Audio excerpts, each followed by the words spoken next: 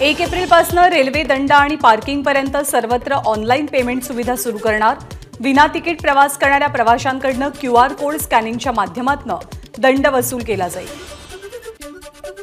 महाराष्ट्रातल्या अनेक जिल्ह्यांना अवकाळी पावसाचा तडाखा, मात्र त्याच वेळी विदर्भात तापमानाचा पारा 40 अंश सेल्सिअसच्या पार।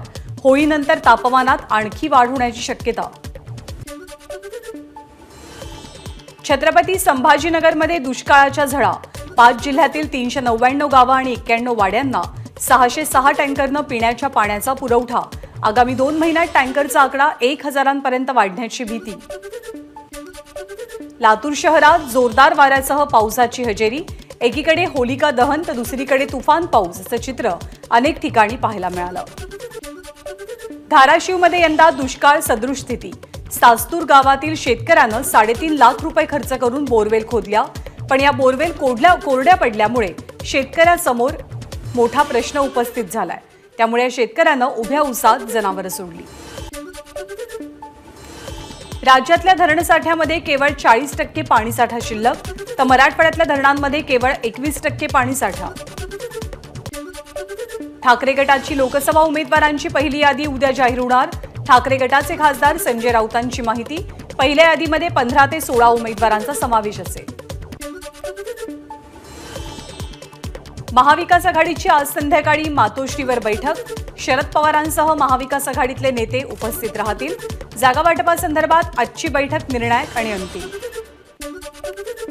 अजित पवार आणि हर्षवर्धन पाटील यांच्यात अखेरीस दिलजमाई, सागर बंगल्यावरील देवेंद्र फडणवीसांच्या मध्यस्थीनंतर दोघांमध्ये समेट।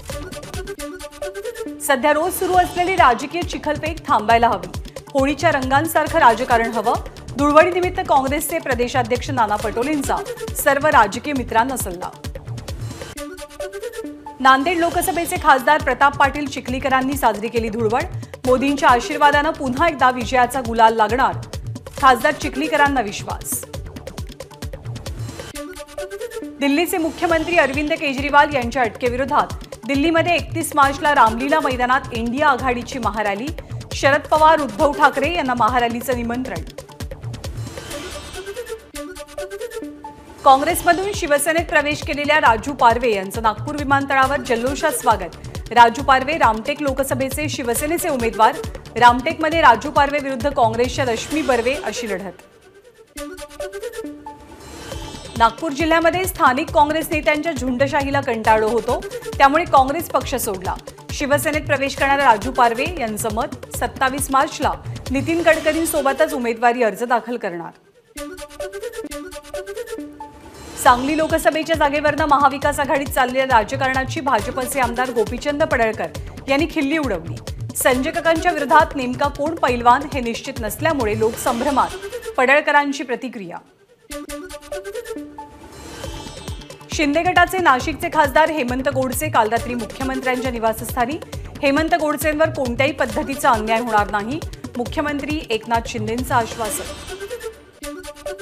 5 वर्ष प्रामाणिकपणे काम केलं, पक्षश्रेष्ठींनी दुसऱ्यांदा उमेदवारी देऊन विश्वास ठेवला, तो विश्वास पुन्हा एकदा सार्थकी लावू, सुनील मेंढेंची प्रतिक्रिया।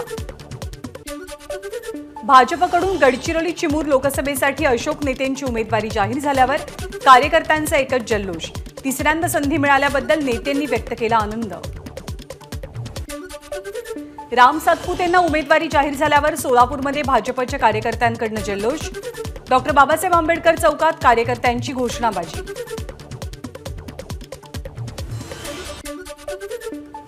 बारामती मतदारसंघाचा वाद मिटवण्यासाठी सागर बंगल्यावर उशिरापर्यंत खलबतं, फडणवीस आणि हर्षवर्धन पाटलांमध्ये 2 तास चर्चा। बीडचं पार्सल बीडला परत पाठवूया, काँग्रेसकडनं राम सातपुतेंच्या विरोधात पोस्ट व्हायरल। राम सातपुतेंना महायुतीकडनं सोलापूरची उमेदवारी जाहीर झाल्यानंतर काँग्रेसकडनं सातपुतेंच्या विरोधातली पोस्ट। राम सातपुतेंच्या उमेदवारीवरनं प्रणिती शिंदेंचा टोला, सोलापूरची लेक म्हणून तुमचं सोलापूरमध्ये स्वागत करते। राम सातपुतेंना शुभेच्छा देणारं पत्र प्रणिती शिंदेंकडनं सोशल मीडियात पोस्ट।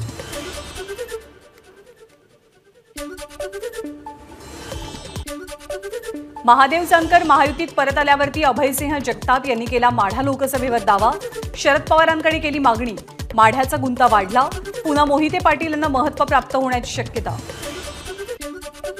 चंद्रपूर लोकसभा मतदारसंघासाठी काँग्रेसची उमेदवारी मिळाल्यानंतर प्रतिभा धानोरकर नागपुरात. विमानतळावरती कार्यकर्त्यांकडनं जंगी स्वागत. मुख्यमंत्री एकनाथ शिंदे यांच्या वर्षा निवासस्थानी होलिका दहन. मुख्यमंत्र्यांकडनं होळीची पूजा. आई तुळजाभवानीच्या मंदिरात होळीचा सण उत्साहात साजरा. मंदिराचे महंत, पुजारी आणि मानकरी यांच्याकडनं होलिका दहन. रायगडच्या आंबेत गावात शिमग्यातील सोंगाड्यांची धूम. होलिका दहन झाल्यावरती विविध वेशभूषेत शिमग्यातले सोंगाडे उतरले. एबीपी माझा, उघडा डोळे बघा नीट.